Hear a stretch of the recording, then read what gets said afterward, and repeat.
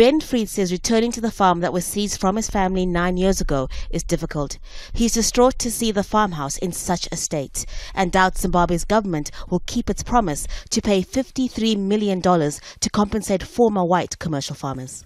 I believe what is happening is government is trying to make the right noises in order for the international community to come in behind them and say, we're prepared to put money into this.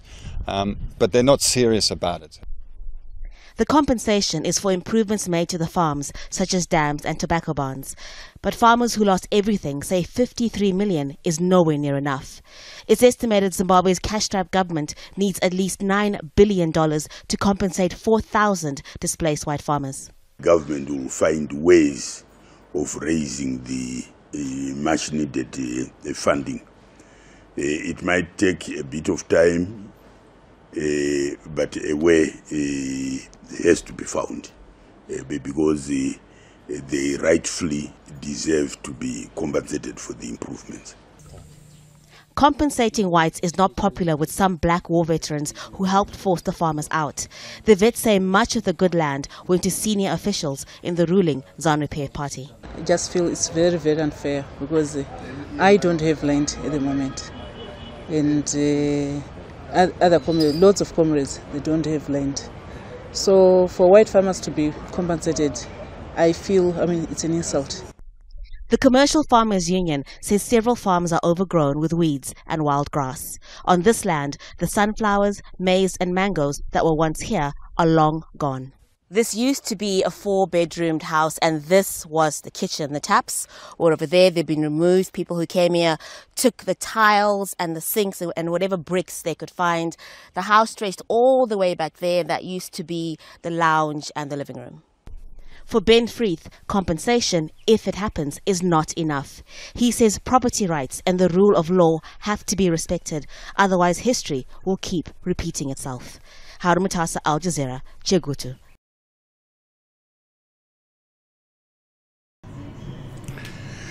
All right, so it says Zimbabwe white farmers, $9 billion compensation falls short. You know I'm going to say that again. Zimbabwe's white farmers, $9 billion compensation falls short. This is coming from Al Jazeera. This was done January the 4th, 2019, and this is how it reads. In Zimbabwe, white farmers who lost everything in the government policy to redistribute land to black people say compensation plans fall far short of what's needed. They're skeptical about ever seeing any money from the cash-strapped government, Al Jazeera, as Haru Mutasa reported. Right? Now, what one has to understand is a simple fact. Let's look at the history of Zimbabwe, right? So when we look at it, again, according to they're talking about that there's evidence of a Stone Age culture that dates back to about 100,000 years ago, right? And it is thought that the Sand people, who are now living mostly in the Kalahari Desert, are the descendants of the Zimbabwe's original inhabitants, right? And when you look up who the Sand people are, right? If you do research and find out who they are, you'll find out that again they call them the Kalahari people, right? What they call them, the Ghana Bushmen, right? Right, and so. There's more history to that, right? So it says that the remains also were found of a iron working culture that dates back to about 300 AD that had been discovered, and that it is little known of the early environment or the iron workers, and that they believed that they were farmers and herdmen and hunters who lived in small groups. Said the pressure of the sand by the gradually taking over the land with the arrival of the Bantu-speaking Shona from the north between the 10th and 11th century. It said the Sands were driven out or killed, and the early iron workers were incorporated into the invading countries or groups. The Shona gradually developed gold and ivory trade with the coast, and by the 15th century had established a strong empire with its capital at the ancient city of Zimbabwe. This empire, known as Muhumatapa, split by the end of the century, and southern parts becoming the Eurozwe Empire, which flourished for about 2 centuries. By the time that the British began arriving in the mid-19th century, the Shona people had long been subjected to slave raids. Once powerful, Eurozwe Empire had been destroyed in the 1830s by the Ndebele, who under Zilakazi had fled from the Zulus in South Africa. Then you have that David Livingstone, a Scottish missionary and explorer, was chiefly responsible for opening the whole region to European penetration. His exploration in the 1850s focused public attention on Central Africa, and his report of the slave trade stimulated missionary activity. It was in 1858, after visiting Zilkazi, Robert Moffat, Livingstone's father-in-law, established a Inyati mission, the first permanent European settlement in what is now Zimbabwe. This forestalled the Portuguese and the Boers' expansion, and then the British government and Cecil Rhodes actually sought to acquire territory. Now, it was Rhodes, whose fortune had been made through the diamond minings in South Africa, became especially active in gaining mineral rights and sending settlers into the Matabaland, the area occupied by the Ndebele people. And it was the Mashonaland, the area occupied by Shona. In 1888, you have the king of Ndebele, who accepted a treaty with the Great Britain. And it granted Charles Rudd, one of the Rhodes agents, exclusive mineral rights to the lands he controlled. Gold was already known to exist in the Mashonaland, so with the rights grants, Rhodes was able to obtain a royal charter for his British South African company. It was in 1889 the BSAC, which is the British South African Company, sent a group of settlers with a force of European police into Mashonaland, where they found the town of Salisbury. Rhodes gained the rights and disposed of the land to settlers, a right he was already exercising de facto, right? With the defeat of the Ndebele and Shona between 1893 and 1897, Europeans were granted unimpeded settlement. The name Rhodesia was commonly in usage by 1895, right? It also talks about how this British South African company, it continued with the British settlement, and settlers in the company in the 1923 Southern Rhodesia. Okay, we're not even going to talk about that because, again, that aspect to the history sets up how what they're claiming now. Now, again, there's the history I just kind of displayed to you was establishing that there had been people already prior to the European so-called expedition. That you have a people who you call Shona, and then the other people who you call the San people, right? But actually it was 3 people, right? Because you also have the other was a Bantu speaking people, right? In the Ndebele people, right? And so what you have is you have the establishment of 3 people or nations already being established. So again, when we know history when it comes to the white man, and he want to tell you about a treaty, and again, how valid is a treaty? It's only just, again, it's kind of like a verbal contract, right? Think about that. A verbal contract where one states, but has, again, they said the contract is as good as the paper is written on. So where is this established yet other than the fact that it's been written, but it's, again, a unilateral aspect because it's one side saying, but we don't know what the other side has said. But we know that as history has shown, that those people who were there end up getting killed out or pushed out. And based on them setting up that Livingstone, again, the 3 M's is always going to be Okay, they're going to come in with their missions. Then they're going to turn into merchants. And then they're going to bring in the military. I'm going to say that again. First, they're going to start off with the missions, right? As you heard, as I was talking about in the history, it talks about when they found out about the slave trade. The first thing that Livingston thought about is setting up a missionary station.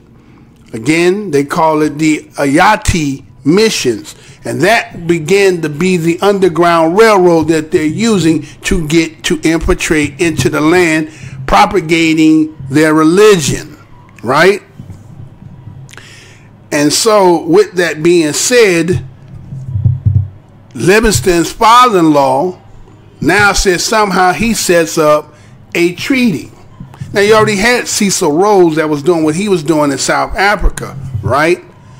And so it is with the grant of the so-called treaty by Livingston's father-in-law, which is Moffat, gets a royal charter to establish his rights that they have granted as if they have more authority in the land that they're imposing on, right?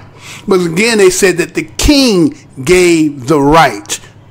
Again, it's like a verbal contract, you know, and so nothing has been set up or nothing has been, you know, shown. Again, am I looking for that? But again, I don't trust nothing that you say come out your damn mouth anyway.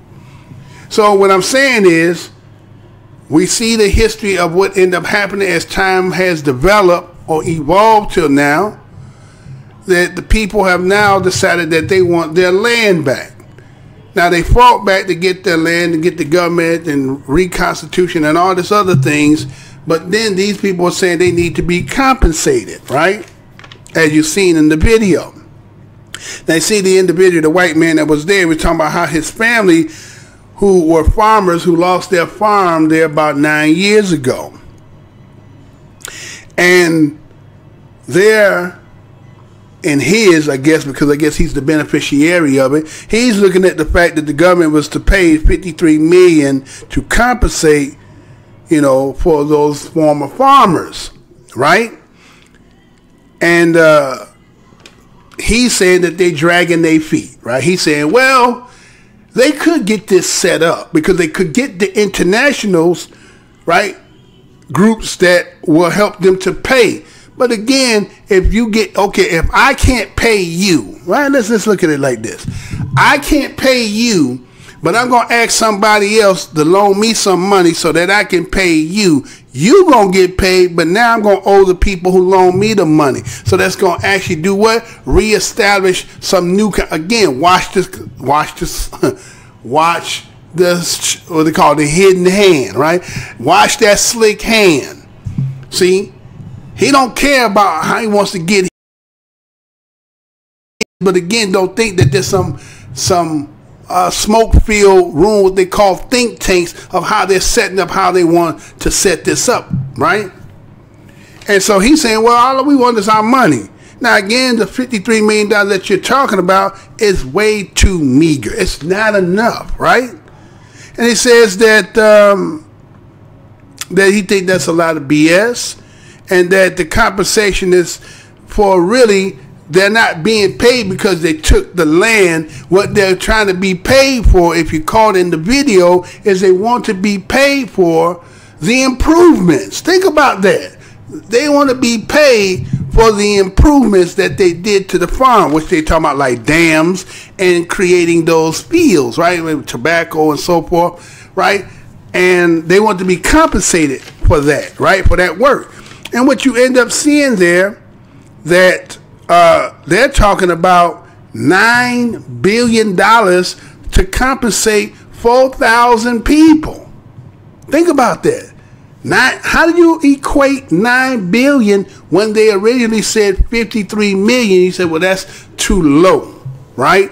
And I guess if you divide that up by 4,000 and do it right.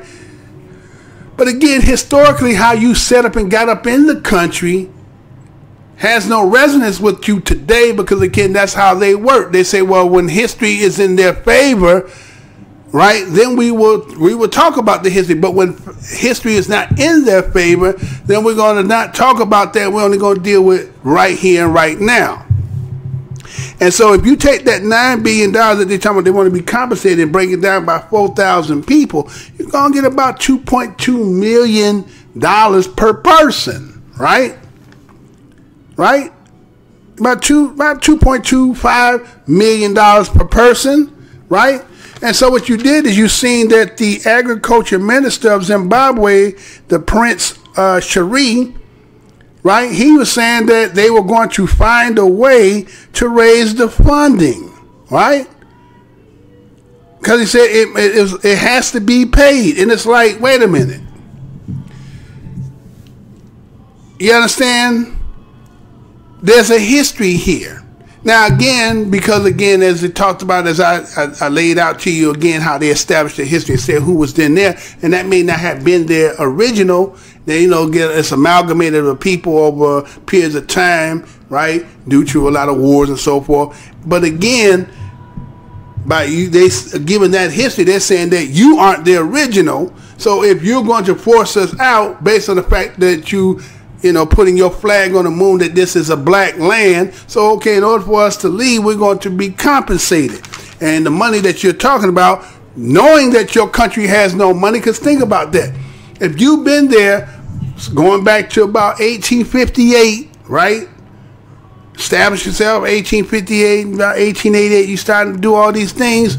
Then it's like, how is it that you establish yourself creating the economics and the finances, and then if you get taken out of there, what economics is to be gained? Because you're the only one that set up any shop. And so the people, again, matter of fact, he also said rightly to be compensated for the improvement. So the technicality in them to be compensated, to be reparated, is the simple fact of the improvement. Now, again, me that I read history, I know that anytime you talk about reparations, I have not seen where people are actually getting paid for just the people. People getting paid for their businesses, properties, right, and things of that sort, but have not seen the compensation for the people. And as being the DOS of this land, we were never to establish any property for you to take, but there was promises and there was a lot of offerings that we should have had been participant of due to the fact we were there at the time and due to you blocking us out. So then we do have property, right? We do have claimage, right? So I'm looking at this situation as a DOS and saying, well, if you can get that for that, then we should be able to get for what we got over here, right? And so you see that the people who were the catalyst for the fighting to get the whites off the land, after they have done and got it legislatively and to be, I guess they're going to redistribute the land. But they said at this period, still at this time, there's many of them that did not get any land. But the first thing we're talking about is paying them first, right? They need to get their money first before there can be any redistributing of the land. And so what you have is, you heard the white man say that it would only be right that if they were to obey, to have any good administration, right, that you would honor property rights and rule of law. Otherwise, history will keep repeating itself. Well, is that kind of a soft threat, right? Is he directly threatening you? No. But what he's saying is, well, according to the way that we understand rules, law, and regulations and reparations, right, that you need to adhere to property rights and rule of law. But again, this is not your country. But we understand that, again, you have used ways and tactics to get in, to administrate and rule according to the way you see fit. But the last part is where the whole situation lies at, because he said history will repeat itself. If you don't do right by them the way that they want and feel right, they're not going away. Right? So again, how will Zimbabwe end up reparating to rectify the situation? You got the whites on one end who want what they want, and you got those who are on the land who want what they want. Well, you be the one. Go out here and leave your message and comments about how you think, how is the best way this can be resolved. How do you see fit? Where do you see the holes at? How you see? Again, this is the Black Minds News, bringing you new news on the daily, one show at a time. Not going to do it like I used to, y'all, because again, y'all wasn't coming. So let me go ahead and do it this way and see if I can get it out there. Again, this is your whiteologist, Mr. Blow Your Mind, come with another thought-provoking news story.